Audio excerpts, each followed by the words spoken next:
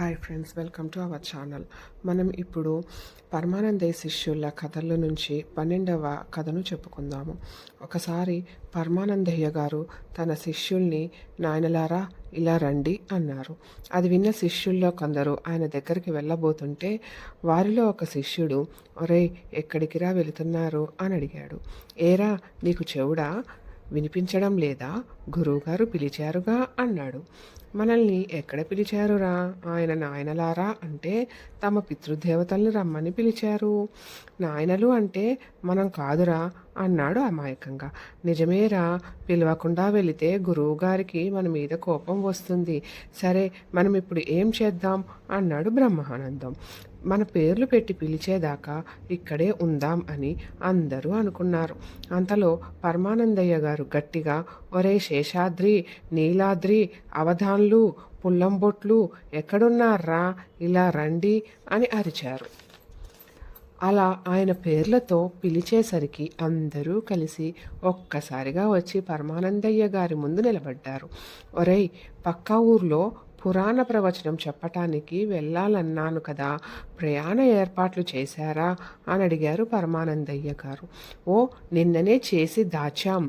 ఏమిటి దాచారా? ప్రయాణ ఏర్పాట్లు దాచటం ఏమిట్రా బడుద్దాయిలు? ఇదిగోండి గురువుగారు, మేము చేసిన ప్రయాణ ఏర్పాట్లు అంటూ ఒక శిష్యుడు గుర్రాన్ని తెచ్చి ఆయన ముందుంచి, దీని మీదే గురువుగారు మీ ప్రయాణం అన్నాడు. గుర్రం మీద ప్రయాణమా? నా వల్ల కాదు, దీన్ని నేనెక్కలేనురా అన్నారు నీరసంగా పరమానందయ్య గారు. ఓ అదేంత పని, మేమున్నాంగా, ఇలా రండి అంటూ అందరూ కలిసి ఆయన్ని ఎత్తి గుర్రం మీద కూర్చోబెట్టారు. దాంతో భయపడ్డ పరమానందయ్య గారు, ఒరై బడుద్దాయిలు నన్ను దించండిరా, భయం వేస్తోంది అని అరిచి గోల చేశారు. శిష్యులు దించలేదు. మీకేం భయం లేదు గురువుగారు, మేము తోడుగా చుట్టూ నడుస్తాం అంటూ గుర్రం ముందు కొందరు, వెనక కొందరు, పక్కన నించుని కొందరు నడుస్తూ ప్రయాణాన్ని కొనసాగించారు. అలా ఆయన ఎంత మొత్తుకున్నా వినకుండా గుర్రం మీదే కూర్చోబెట్టి తీసుకువెళ్తున్నారు.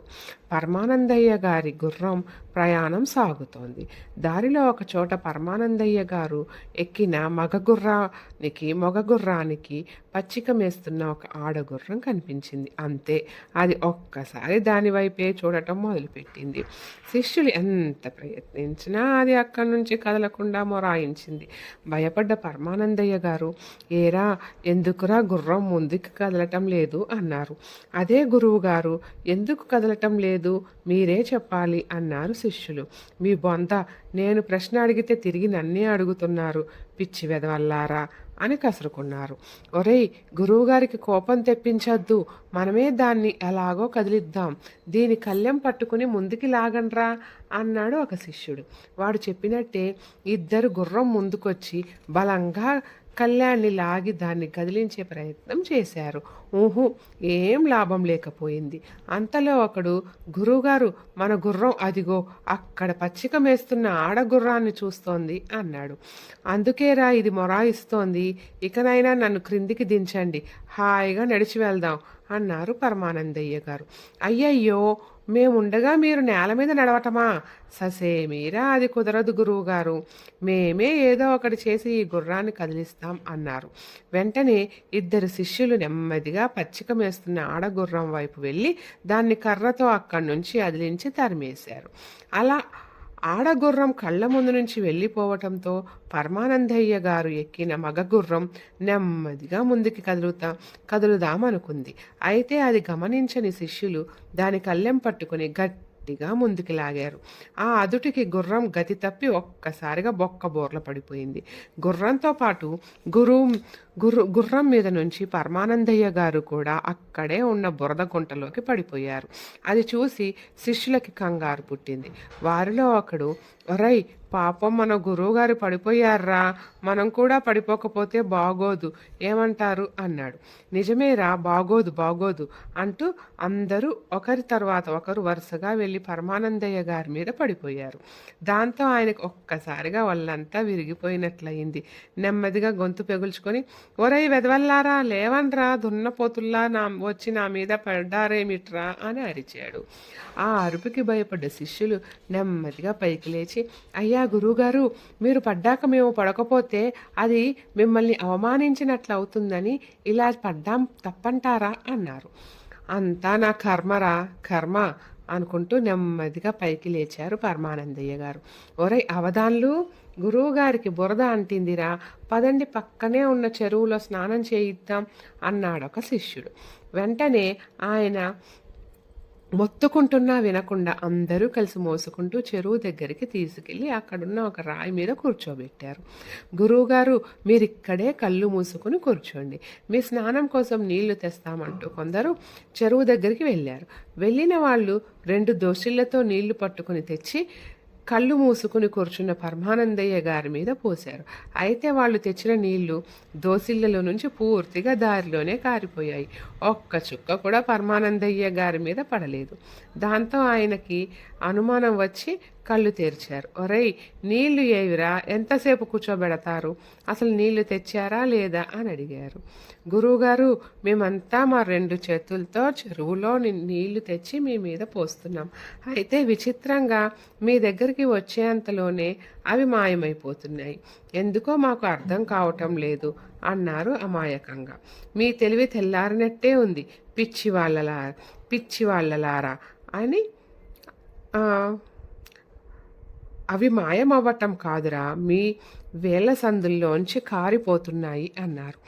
అరే అవధాని, మన గురువుగారు ఎంత తెలివిగల వాళ్ళురా, మనం ఇంతసేపు కనిపెట్టలేనిది ఒక్క క్షణంలో కనిపెట్టేశారు అన్నాడు బ్రహ్మానందం. ఒరేయ్ శిష్యులు, ఈ నిర్వాకం చాలు, మీరంతా ఇక్కడే ఉండండి, నేను వెళ్ళి స్నానం చేసి వస్తాను, అర్థమయ్యిందా అని చెప్పి పరమానందయ్య గారు చెరువులోకి దిగి స్నానం చేసి నెమ్మదిగా బయటికి వచ్చారు. తిరిగి శిష్యులు పరమానందయ్య గారిని గుర్రం ఎక్కించకుండా గుర్రాన్ని ఆయన్ని నడిపించుకుంటూ తను ప్రయాణం కొనసాగించారు. కొంత దూరం వెళ్ళాక దారిలో ఒక రైతు ఎదురై శిష్యులతో, ఎవరయ్యా మీరు, ఎక్కడికి వెళ్తున్నారు అని అడిగారు. మేము పరమానందయ్య గారి శిష్యులం, ఇదిగో వీరే మా గురువు గారు, పురాణ ప్రవచనం కోసం రామాపురానికి వెళుతున్నాం అన్నాడు ఒక శిష్యుడు. అది విని ఆ రైతు నవ్వుతూ, ఏమయ్యా, రామాపురం ఇంకా చాలా దూరం ఉంది, మీ దగ్గర గుర్రాన్ని ఉంచుకుని మీ గురువు గారిని నడిపిస్తున్నారు, మీకేమైనా బుద్ధి ఉందా, వెంటనే ఆయన్ని గుర్రం ఎక్కించి తీసుకెళ్ళండి, ఏం శిష్యులయ్యా మీరు అని మందలించి వెళ్ళిపోయాడు. రైతు మాటలు వినగానే శిష్యులకి ఆవేశం పొంగుకొచ్చింది. తాము చేసిన తప్పు తెలిసి వచ్చింది. పరమానందయ్య గారు ఎంత చెప్పినా వినకుండా తిరిగి ఆయన్ని బలవంతంగా గుర్రం మీదకి ఎక్కించారు. నెమ్మదిగా వారి ప్రయాణం కొనసాగుతుంది. కొద్ది దూరం వెళ్ళాక మరొక రైతు వాళ్ళకి ఎదురయ్యాడు. ఆ రైతు గుర్రం మీదున్న పరమానందయ్య గారిని చూసి, ఏమండి, చూస్తే పెద్ద మనిషిలా ఉన్నారు, చిన్నపిల్లల్ని నేల మీద నడిపిస్తూ మీరు మాత్రం హాయిగా గుర్రం ఎక్కి సవారీ చేస్తున్నారా, ఇది మీకు ధర్మమేనా, మీరు దిగి ఈ పిల్లల్ని గుర్రం ఎక్కించండి, ఏం పెద్ద మనుషులో ఏమిటో అంటూ వెళ్ళిపోయాడు. రైతు మాట విన్న పరమానందయ్య గారికి తల తీసేసినట్టయింది. వెంటనే బలవంతంగా ఎలాగో గుర్రం మీద నుంచి క్రిందకి దిగేశారు. నాయనా, ఆ రైతు అన్న మాటల్లో తప్పేం లేదు, మీరంతా చిన్న పిల్లలు, ఇప్పటిదాకా నేను గుర్రం ఎక్కాను, ఇప్పుడు మీరు ఎక్కండి, ఇది నా ఆజ్ఞ అన్నారు. దాంతో చేసేదేం లేక శిష్యులంతా గుర్రాన్ని ఎక్కారు. నలుగురు పైకి, మరో 2 చెరో పక్కన వేళ్లాడుతూ, మరో 2 గుర్రం మెడని కావులించుకుని మొత్తానికి ఎలాగో అలా అందరూ గుర్రాన్ని ఆక్రమించారు. అంతమంది బరువు మోయలేక గుర్రం నెమ్మదిగా కాళ్ళు ఈడ్చుకుంటూ ముందుకి నడిచింది. అలా వారి ప్రయాణం కొంత దూరం సాగింది. దారిలో ఒక వ్యాపారి వాళ్ళకి ఎదురొచ్చాడు. ఒక గుర్రం మీద 12 మంది ఎక్కి రావటం చూసి విస్తుపోయాడు. ఏమయ్యా, మీకేమన్నా బుద్ధుందా, ఇంతమంది ఒక గుర్రం మీద ప్రయాణిస్తారా, ఇదేమన్నా ఏనుగా, చూడండి పాపం ఎలా ఒగరుస్తోందో, మర్యాదగా దిగి నడవండి, దానికి కూడా కాస్త విశ్రాంతి కల్పించండి అని హెచ్చరించి వెళ్ళిపోయాడు. వ్యాపారి చెప్పింది కూడా ధర్మమే అనుకున్నారు శిష్యులు. వెంటనే గుర్రాన్ని దిగి, ఇప్పటిదాకా అది తమని మోసింది కదా, ఇప్పటి నుంచి దాన్ని మనం మోద్దాం అనుకున్నారు. అనుకున్నదే తదవుగా గుర్రం 4 కాళ్ళని ఒక కర్రకి కట్టి పరమానందయ్య గారు వారిస్తున్నా వినకుండా దాన్ని మోసుకుంటూ బయలుదేరారు. పాపం ఆయనకి వాళ్ళని అనుసరించడం తప్ప మరో దారి కనిపించలేదు. వారి ప్రయాణం కొనసాగుతోంది.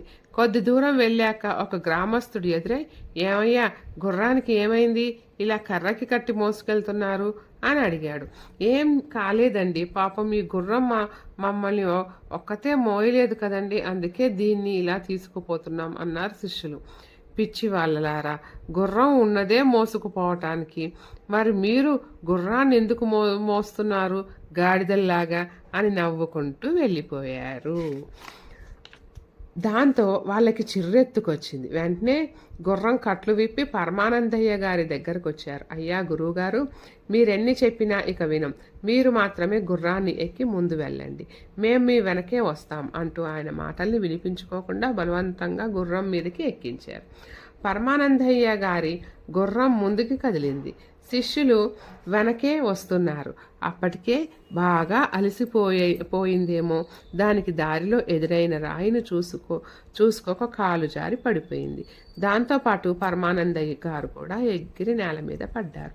అయ్యో, నా నడుములు మళ్ళీ విరిగిపోయాయిరో అంటూ గావు కేక పెట్టారు. శిష్యులు వెంటనే ఆయన్ని లేపి మోసుకుంటూ సమీపంలో ఉన్న ఒక వైద్యుడి ఇంటికి తీసుకెళ్లారు. ఆ వైద్యుడు పరమానందయ్య గారిని బాగా పరీక్షించి, ఏమీ అర్థం కాక, ఏమయ్యా, మీ గురువు గారికి ఏమయ్యింది అని అడిగారు. అయ్యా, మా గురువు గారికి గుర్రం తన్నింది, అదే గుర్రం మీద నుంచి పడి ఇలా నడుము నొప్పి తెచ్చుకున్నారు అన్నాడు శిష్యులు. అలాగా, అయితే ఓ పని చేయండి, మీ గురువుగారి నడుము సరవ్వాలంటే నేను చెప్పినట్లు వినండి.